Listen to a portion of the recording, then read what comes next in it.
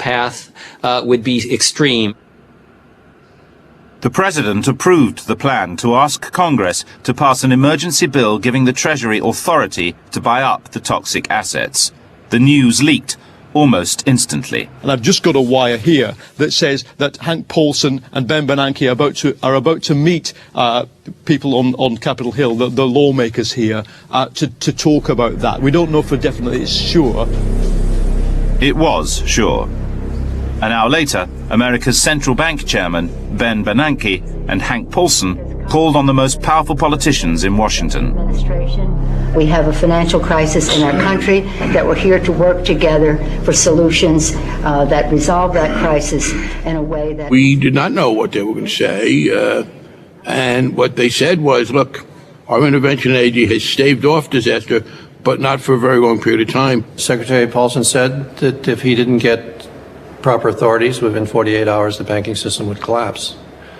And everybody just sort of looked at him like he wasn't serious. And then he turned to Chairman Bernanke, and Chairman Bernanke said that if Secretary Paulson didn't get proper authorities within the next 48 hours, the banking system would collapse. We are talking about not a recession, but even beyond a depression, just a complete stoppage. That was a pretty stark statement. I mean, it was almost a surreal event. It was so overwhelming in its implications.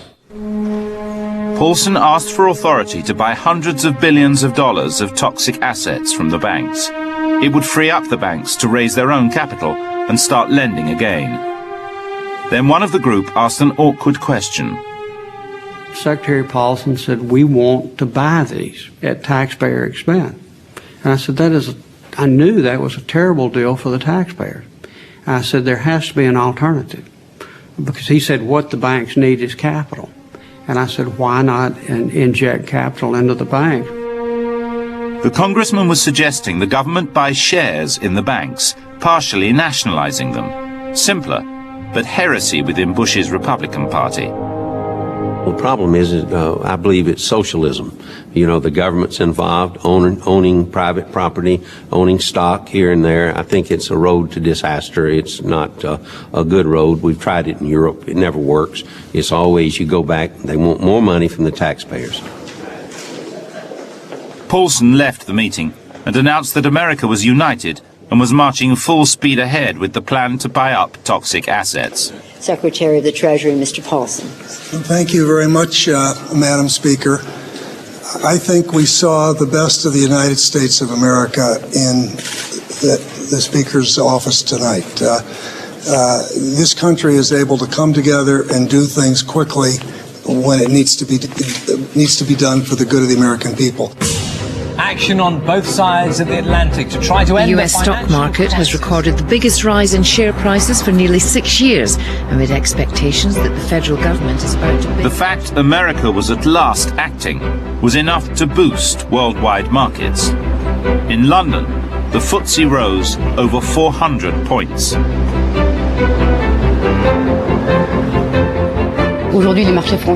Today, financial shares pushed the French market up more than 6%. It's because of yesterday's announcement from the USA.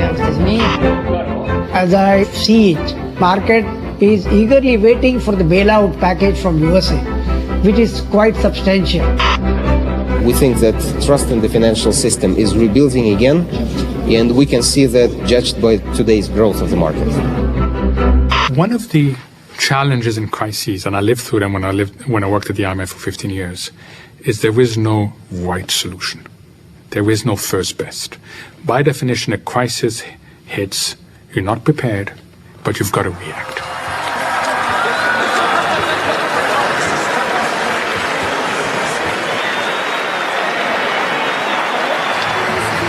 But it was a very bad time to be asking Washington to be doing anything, let alone save the world from an economic catastrophe. Elections were 6 weeks away. Getting lawmakers to agree on a bailout bill would be hard. So I do think it's extraordinarily important that Congress take action. I understand. And I have every confidence that Congress will go along with this, that we will get the package, Treasury proposal as restoring a normal functioning to the credit markets. Paulson had gone to Congress 3 days after Lehman collapsed. It was now day 9, and they were still debating the bailout bill. The price tag was $700 billion, and it was deeply unpopular. I got 3,000 calls in my office from constituents. 3,000 of those calls were against the bailout. I got one call in favor of the bailout, and that was a call from Hank Paulson. At this point, I do not think the world is in desperate need of hearing any more on me from this subject. I therefore waive my 5 minutes and recognize the ranking member, who's not here. I was with Secretary Paulson at the hearing, and one of my colleagues had to hand him a note. The note said that Republican presidential candidate John McCain had just announced he was going to lend a hand in the crisis. I'll suspend my campaign and return to Washington. I've spoken to Senator Obama and informed him of my decision, and I've asked him to join me. John McCain set off for Washington to broker a deal on the bailout bill at the White House with Barack Obama and President Bush. The problem was, nobody had actually asked him to help. Hank Paulson was furious. We really didn't want this to be debated on the campaign trail. So he was, I would say, frustrated is a demure way to say how he was about the fact that this was now entering into the election. McCain's intervention would waste valuable time and cost the world dear. Leaders of the House and the Senate for coming. I appreciate our presidential candidates for being here as well. We're in a serious economic crisis in the country, and if we don't pass a piece of legislation. Speaker Pelosi started by saying that she was going to allow Senator Obama to speak for the Democrats, and he began by speaking and asking a few questions. The Republican McCain refused to say if he supported the plan to buy up the toxic assets. The Democrats goaded him for it. I don't recall Senator McCain making any statements one way or the other in terms of what we were doing. I think he was basically keeping his powder dry. Finally, the president, who had seemed somewhat distracted, I think realized what was happening and said, okay, the meeting's over. McCain returned to the campaign trail. There would be no agreement that week. Set us back significantly. I mean, we lost a few days. All of the kind of national parties were looking towards their candidates as to how to think about the bailout, which made things profoundly difficult. It's the end of the world as we know it. It's the U.S. rescue plan to buy up toxic assets was bogged down in politics. It had been 10 days since the collapse of Lehman. Stock markets were panicked. The Russian exchange had 3 times suspended trading. Half a dozen European banks were hours from insolvency. Ireland was in recession. The veneer of international unity began to crack. The French president was the first to break rank. He blamed the policies London and New York had been pushing for decades. I remember very clearly the address because I was sitting at the front row. I had not read the speech before he gave it. L'autorégulation pour régler tous les problèmes, c'est fini. Le laisser-faire, c'est fini. Le marché tout-puissant qui a toujours raison, c'est fini. I thought to myself, that's a turning point. I certainly felt that something major was happening, or was cracking or breaking up. And in retrospect, it was clearly a crisis of all the excesses that were taking place. Excess of sophistication, excess of liquidity, excess of leverage, excess of compensation, excess of greed at the end of the day. It was the breaking down of a doctrine. Britain's biggest export is banking. It needed, more than any other European country, to fix the system. Gordon Brown went to New York to see if the US plan, now known as TARP, would work. What he found changed the course of the crisis. His Excellency Gordon Brown.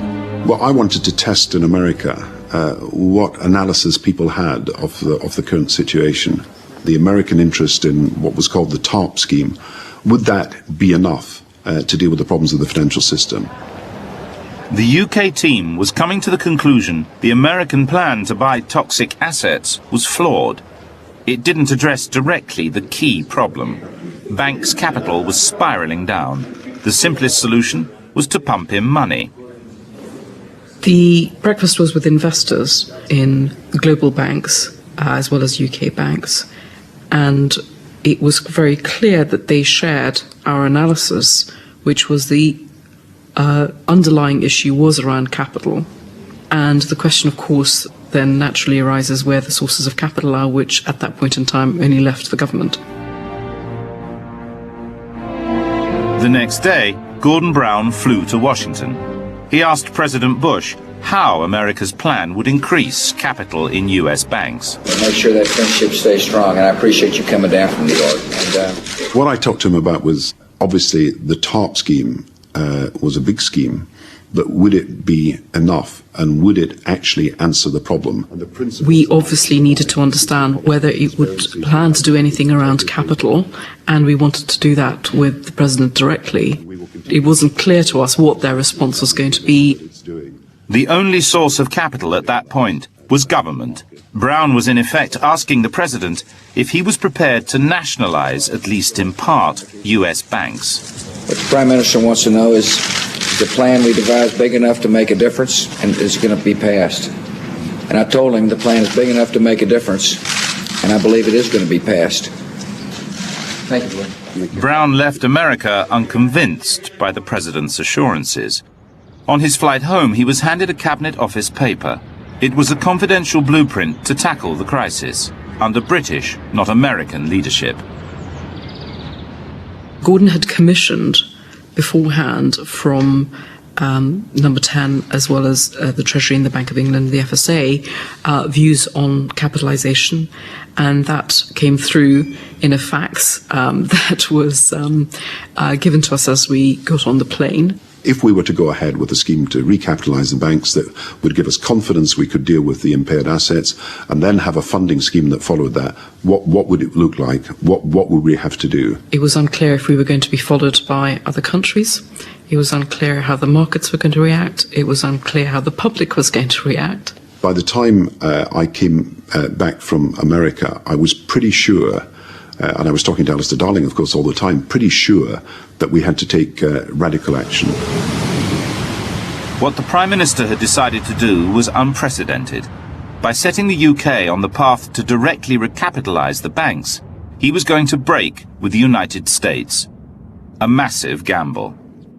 We still had to hold to the conviction that we were doing the right thing. And it was quite a moment. I don't think I'll ever forget it. Brown kept his decision secret. First, he'd let Washington vote on its plan to buy toxic assets. Monday, the 29th of September, will be one of the most dramatic days in the crisis. The US bailout bill was moved to the floor of the US Congress. The vote was too close to call. The stakes for the whole world were huge. Are we standing at the edge of this abyss? Nobody knows. But maybe. It's very probable. Madam Speaker, this bill offends my principles. But I'm going to vote for this bill in order to preserve my principles, in order to preserve this free enterprise system. This is a Herbert Hoover moment.